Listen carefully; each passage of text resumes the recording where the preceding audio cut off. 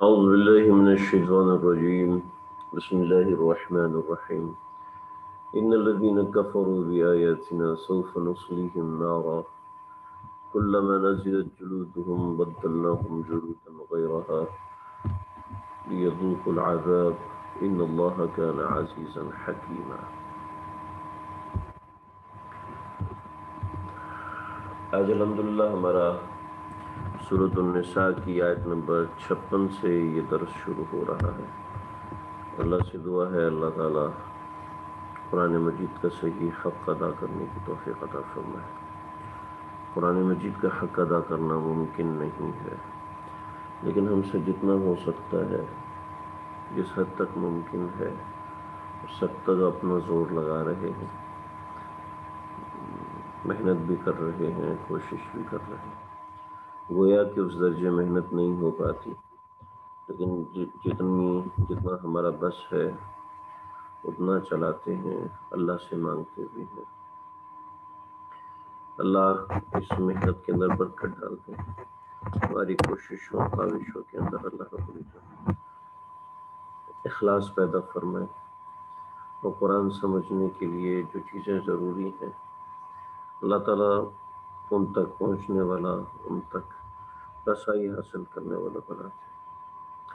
قرآن مجید بہت بڑی کتاب ہے، اس کے ساتھ تعلق پا جانا، اس سے جڑ جانا بھی بہت بڑی سعادت کی بات ہے۔ جو لوگ قرآن مجید سے جڑے ہوئے ہیں خاص طور سے اہتمام کریں کہ اپنے آپ کو گناہوں سے بچائیں، اس لیے کہ علم ان الفاظ کے ترجمے کا نام نہیں ہے جی۔ فَإِنَّ الْعِلْمَ نُورٌ مِّنْ إِلَٰهِ وَاللَّهُ لَا يَعْطِي نُورَهُ لِلْعَاصِي۔ علم تو اصل میں نور الہی ہے، اللہ گناہ کرنے والوں کو یہ نور نہیں عطا فرماتا۔ ہم پیچھے سے ایک مضمون کو پڑھتے ہوئے آ رہے ہیں، آگے سے احکام سلطانیہ ہے، یہاں سے ہماری بات رکی تھی۔ یہاں پہ میں نے عرض کیا تھا کہ میں اس کو مزید عرض کروں گا انشاءاللہ۔ تو آج اللہ تعالیٰ کی توفیق سے ہم اس کو دوبارہ شروع کر رہے ہیں۔ میری کوشش ہوتی ہے کہ آپ لوگوں پہ بوجھ زیادہ نہ پڑے اور کم وقت میں ہم جتنا پڑھ سکیں، اس لیے کوشش کرتا ہوں 20-25 منٹ کی ہم یہ درس رکھیں، تاکہ اس 20-25 منٹ کے درس کے بعد آپ لوگ اپنا کام بھی کر سکیں اور قرآن مجید کی بیاض کے اوپر لکھ بھی سکیں، اور قرآن مجید پہ جو محنت کرنے کا حق ہے ہم وہ اتنے مختصر سے وقت میں ادا بھی ہو جائے، زیادہ سے زیادہ لوگ اس میں جڑ جائیں۔ تو امید یہ کرتا ہوں کہ یہ بوجھ نہیں ہوگا۔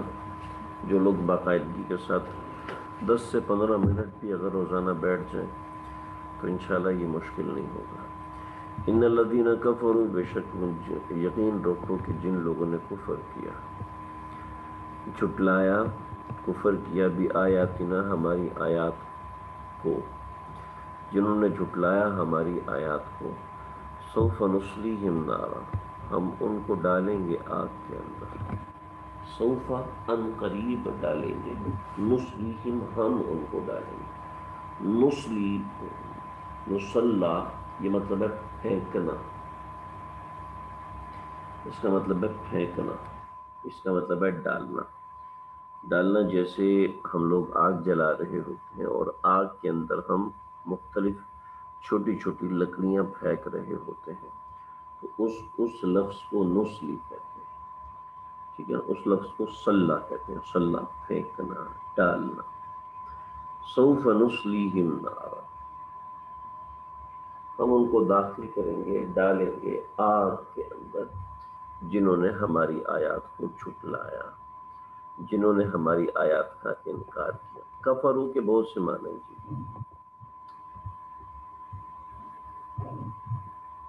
یہ کیا ہوتا ہے؟ مجھے یہ اتنا آتا نہیں ہے، اس وجہ سے گڑبڑ ہو جاتی ہے۔ ان الذین کفروا کے بہت سے معنی ہیں جی، جو لفظ کفر ہے اس کے بہت سے معنی ہیں۔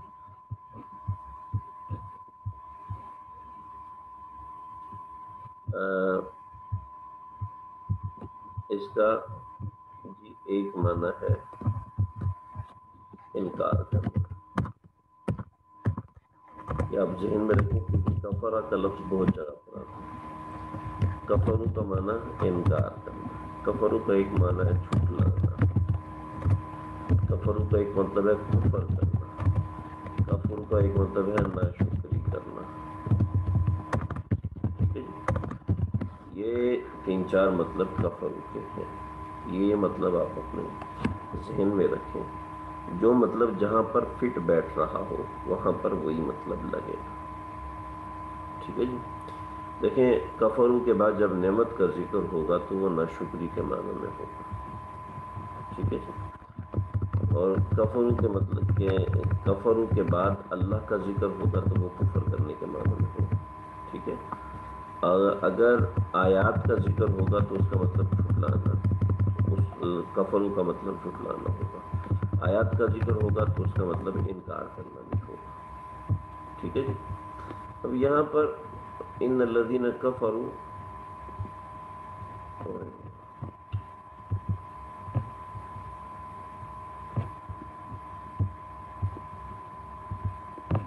تو یہاں پر ان الذین کفروا بآیاتنا، جنہوں نے انکار کیا یا جنہوں نے جھٹلایا ہماری آیات کو. سوف نصلیہم، امید ہے اس کفروا کا ترجمہ آپ کو سمجھ میں آ گیا ہوگا.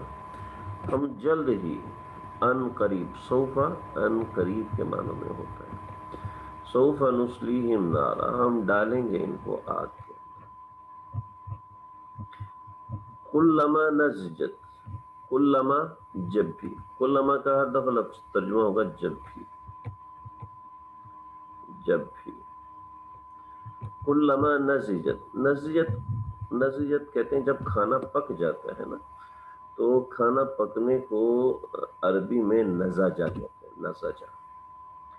کلما نضجہ، جب ان کی کھالیں پک جائیں گی، جب ان کی کھالیں جل کے ختم ہو جائیں گی. ٹھیک ہے. نضجت جلودہم، ان کی کھالیں. دیکھیں جی، ایک جگہ پہ اگر ضرب ماری جائے تو وہ سن ہو جاتی ہے، اس کو پھر مارو پھر مارو پھر مارو، وہ پکی ہو جاتی ہے، اگلی مرتبہ مارنے سے اس پر کوئی اثر نہیں ہوتا. تو کھال ایسے پک جائے اس کو نضجہ کہتے ہیں. ٹھیک ہے جی. تو جب کوئی چیز پک جاتی ہے تو اب دیکھیں، ایک آپ کھانا بناتے ہیں، مثلا آپ نے ایک روٹی پکائی، روٹی ایک موقع پہ آ کے پک جاتی ہے، پھر اس کے بعد وہ جلنا شروع ہو جاتی ہے. جلنے کے بعد آپ مزید اس کو جلائیں تو کیا ہوگا؟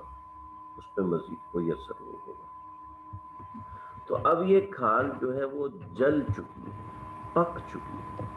جلودہم، اب اس پر عذاب کا کوئی اثر نہیں ہو رہا. تو اللہ کہتے ہیں بدلناہم جلودا غیرہا، تو ہم اس کھال کو بدل دیں گے ایک دوسری کھال سے. لیذوقوا العذاب، تاکہ یہ عذاب کا مزہ چکھتے رہیں. دیکھیں جی، یہ آیت بڑی اہم ہے. ایک شخص ہے، اس نے 10 بندوں کو قتل کیا. یہ قاتل تو بہت بڑا آدمی ہوتا ہے. ٹھیک ہے. ایک بندے نے 50 مرتبہ ایک آدمی کی بے عزتی کی ہے، مختلف مواقع پر. ٹھیک ہے. اب اس کا بدلہ اس کو کیسے ملے گا؟ دنیا کے اندر تو وہ ایک دفعہ مر گیا، ختم. ٹھیک ہے. دنیا کے اندر کسی اور بندے نے اس کو گالی دے دی تو اس کا بدلہ تو نہیں آئے گا. تو اب اللہ کیا کرتے ہیں؟ اللہ نے قیامت کو روزے عذاب، روزے یوم الدین بنایا، بدلے کا دن بنایا. اب جس شخص نے 10 قتل کیے، لہذا اس کو بھی اس کے عوض میں 10 مرتبہ قتل کیا جا سکتا ہے، کہ اللہ تعالیٰ دوبارہ ادھر زندگی دیتے ہیں، پھر مارتے ہیں، پھر زندگی، پھر مارتے ہیں، پھر زندگی، پھر مارتے ہیں. یعنی حص ختم، اس کے بعد دوبارہ نئی حص پیدا کرتے ہیں، اس کے بعد اس کو مارتے ہیں.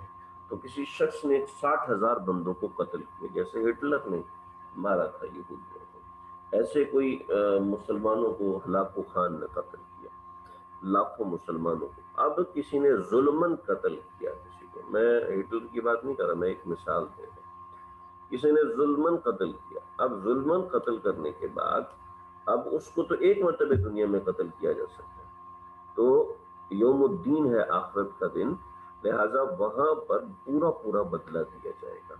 نزلت جلودہم کا اللہ نے جواب دے دیا۔ ایک مرتبہ تکلیف مکمل ہو گئی، تکلیف مکمل ہونے کے بعد آدمی مر گیا نہیں، اب اس کو دوبارہ زندگی دی جائے گی۔ جو آپ حضرات میں ڈاکٹر ہیں وہ سمجھتے ہیں کہ انسان اتنا پرسنٹ چل جائے تو اس کا بچنے کی امید نہیں ہوتی، یعنی غالباً 70% یا 80% اگر چل جائے تو اس کے بچنے کی امید نہیں ہوتی۔ تو اللہ رہو کلما نزلت جلود بدلناہم جلودا غیرہ، دوسری کھال سے اللہ بدل دے۔ ان اللہ کان عزیزا حکیما، بے شک اللہ تعالیٰ غلبہ قدرت والے اور حکمت والے۔ یہ غلبہ قدرت بھی ہے، عذاب، اللہ قدرت کو عذاب دینے پر قادر ہے اور حکمت کے ساتھ ہر معاملہ کرتے ہیں۔ والذین، جہاں کفر کا ذکر ہے تو وہاں ایمان والوں کا بھی، والذین آمنوا وعملوا الصالحات سندخلهم جنات تجری من تحتها الانہار خالدین فیہا ابدا لہم فیہا ازواج مطہرہ، وہاں ان کے لیے پاک باز بیویاں ہوں گی، ندخلهم ظلا ظلیلا، اور ان کو داخل کیا جائے گا گھنی چھاؤں۔ بہت سے لوگ یہاں پر سوال کرنے گا کہ لہم فیہا ازواج مطہرہ، ان کے لیے وہاں پر پاک باز نے پاکیزہ بیویاں ہوں گی، پاکیزہ بیویاں ہوں گی یعنی حیض و نفاس سے پاک ہوں گی۔ تو اللہ ان کے لیے پاکیزہ بیویاں، تو عورتوں کے لیے کیا ہوگا جی؟ تو دیکھیں جی، جیسے دنیا میں مرد ہے تو مرد کی خواہش کی ایک پیک ہوتی ہے، اسی طریقے سے عورت کی خواہش کی ایک انتہا ہوتی ہے۔ مرد کی خواہش دیکھیں، ہر زندگی کے ہر موقع پر ہر بندے کی خواہشات ایک جیسی نہیں رہتی، بہت سے لوگوں کی بہت سی خواہشات ہوتی ہیں، لہذا خواہشات ہر زمانے کے اعتبار سے بدلتی ہیں، لیکن جو میجر انسان کی عمر ہوتی ہے اس عمر کے اندر انسان کی جو خواہش ہوتی ہے اس خواہش کا اللہ نے لحاظ رکھا ہے۔ لہٰذا اس خواہش کا لحاظ رکھتے ہوئے اللہ تعالیٰ نے دنیا میں مرد کو بھی ایک سے زیادہ عورتوں سے شادی کرنے کی اجازت دی ہے، لیکن عورت کو اللہ رب العزت عورت کی خواہش کو سمجھتے ہیں، جانتے ہیں، لہٰذا عورت کو ایک سے زیادہ مردوں سے شادی کرنے کی اجازت نہیں دی ایک وقت میں، لیکن عورت کو جو حسن دیا ہے وہ مرد کی نسبت کئی گنا زیادہ دیا ہے، کہ عورت مرد کی نسبت زیادہ خوبصورت، مرد کے اندر مردانگی کا حسن ہوتا ہے لیکن وہ عورت کے مقابلے کا نہیں ہوتا۔ اگر کوئی کہے گی جی عقل بڑی ہے یا بھینس بڑی ہے تو ہم اس کو کہیں گے کہ آپ کا سوال غلط ہے۔ عقل بڑی یا بھینس سوال مقابلے میں ایک کہ آپ کہیں جناب یہ سیڑھی بڑی ہے یا وہ سیڑھی بڑی ہے، یہ گھر بڑا ہے یا وہ گھر بڑا ہے، تو یہ سوال ہوتا ہے۔ یہ ہم یہ کہتے ہیں بھینس بڑی ہے یا عقل بڑی ہے، یہ کوئی سوال نہیں ہے، یہ غلط سوال، یہ سوال ہی غلط ہے۔ سوال ایک اس لہٰذا مرد کے حسن اور عورت کے حسن کا مقابلہ نہیں ہوتا۔ البتہ اللہ رب العزت نے نسبتاً عورت کو زیادہ خوبصورت بنایا ہے مرد کی نسبتاً، حالانکہ مقابلہ نہیں ہے لیکن مقابلہ نہ ہونے کے باوجود نظر آتا ہے کہ عورت کا حسن مرد کے حسن کی نسبت کئی گنا زیادہ ہوتا ہے۔ اگرچہ اللہ نے مردوں میں بھی حسین پیدا کیے جیسے حضرت یوسف علیہ السلام ہے، لیکن دوسری طرف اللہ رب العزت نے حضرت سارہ کو بھی پیدا فرمایا، کہ جیسے فرمایا کہ حسن کا آدھا حصہ حضرت یوسف کو دیا تو اسی طرح حسن کا آدھا حصہ حضرت سارہ کو بھی دیا، لیکن چونکہ وہ مرد تھے تو اس لیے ان کے حسن کو چرچا دیا، عورت کے حسن کو اللہ نے چھپایا، لہذا حضرت سارہ کے حسن کو اللہ نے ترویج نہیں دی، تشہیر نہیں دی۔ حضرت یوسف کے حسن کو اللہ نے تشہیر دی کہ اس کے حسن میں شہرت ہے، اس کے حسن میں اللہ نے اخفا رکھا ہے کہ عورت ہوتی ہے۔ لہٰذا عورت کو اللہ رب العزت جنت کے اندر حسین بنائیں گے، خوبصورت بنائیں گے، اور ایسا خوبصورت بنائیں گے کہ لہم فیہا ازواج مطہرہ، یہ جو ساری ہیں یہ ایسی ہیں، ازواج مطہرہ ان کے سامنے ایسی ہو جائیں گی جیسے دنیا میں کسی شہزادی کے سامنے ایک ماسی ہوتی ہے۔ شہزادی کے سامنے ایک ماسی کا حسن ہے کہ عورت 10,000 سال کے فاصلے سے چل رہی ہوگی اور اس کا حسن جھلک رہا ہوگا، یعنی اتنی دور سے اس کا حسن، یا 1 کلومیٹر دور کے بعد پتہ ہی نہیں چلتا کوئی کھڑا بھی ہے کہ نہیں کھڑا، لیکن اس وقت اللہ تعالیٰ اس کا حسن ایسا کریں گے کہ 160 فٹ اونچا قد ہوگا اور ایک آنگ کے اندر ایسا حسن بھرا ہوگا کہ 10,000 سال کے، میں بھول گیا 1,000 ہے یا 10,000 ہے، یعنی اتنے فاصلے پر اس کے حسن کی جھلک نظر آ رہی ہوگی، اتنا حسن ہوگا، یہ ان عورتوں ان حوروں کا حسن تو تھوڑے فاصلے پہ جا کے ختم ہو جائے گا، لیکن ان کا حسن ایسا ہو، لہم فیہا ازواج مطہرات، جیسے ان کے لیے پاکیزہ بیویاں ہوں گی، ایسی اللہ تعالیٰ ان عورتوں کے لیے ان کے شوہروں کو مزین کریں گے، مرتب کریں گے۔ بعض حضرات نے کہا جی عورتوں کے لیے بھی مرد حور ہوں گے، یہ غلط ہے، یہ درست نہیں ہے، کسی بھی مفسر نے نہیں کہا، البتہ آج کل چند ایک اسکالر حضرات ایسے ہیں جن سے یہ غلط فہمی ہوئی کہ ازواج کا ترجمہ انہوں نے عورتوں کے لیے بھی مرد بنائے ہیں، ایسا غلط ہے۔ ندخلہم، ہم داخل کریں گے، ظلا ظلیلا، ان کو لمبے سائے کے اندر۔ ان اللہ یأمرکم ان تؤدوا الامانات الى اہلها واذا حکمتم بین الناس ان تحکموا بالعدل، یہاں سے ایک دوسرا چیپٹر شروع ہو رہا ہے اور وہ ہے احکام سلطانیہ کا۔ میں نے پیچھے بالکل ابتدا میں ذکر کیا تھا کہ کچھ ہیں احکام رعیت، اللہ رب العزت نے احکام رعیت بیان فرمائے ہیں، اور یہ احکام رعیت بیان فرمائے ہیں اللہ تعالیٰ نے، اور اس کے بعد احکام سلطانیہ، یا احکام سلطانیہ، یہاں سے 9 احکام سلطانیہ میں سے پہلا حکم شروع۔ احکام سلطانیہ کا مطلب یہ ہے کہ احکام رعیت کا مطلب ہے کہ رعیت کو سکھایا تھا کہ آپ نے کیسے رہنا ہے، رعیت کو سکھایا کہ آپ کے احکام اور معاملات کیا ہیں۔ یہاں پر حکمرانوں کو سکھایا جا رہا ہے کہ تم نے کس طریقے سے رہنا ہے، لیکن حکمرانوں کو سکھانا اللہ رب العزت نے ایسے ہی نہیں چھوڑا، بلکہ حکمرانوں کو سکھانے کے ساتھ ساتھ اللہ تعالیٰ نے رعیت کو بھی ساتھ ساتھ سمجھایا ہے کہ حکمران جب ایسے کریں تو تم کو وہاں پر یہ کرنا ہے۔ اس نوعیت کی باتیں اللہ رب العزت نے سکھائی ہے۔ چنانچہ سب سے پہلا حکم یہاں پہ دیا ہے احکام سلطانیہ میں، سب سے پہلا ان اللہ یأمرکم ان تؤدوا الامانات الی اہلھا، جو عہدے ہیں ان کے اہلوں کو دو، جو عہدے ہیں وہ اہل حضرات کو دو، نہ اہل لوگوں کو عہدہ نہیں دینا چاہیے، بھلے سے وہ کتنا ہی نیک کیوں نہ ہو، بھلے سے وہ کتنا ہی بڑا آدمی کیوں نہ ہو۔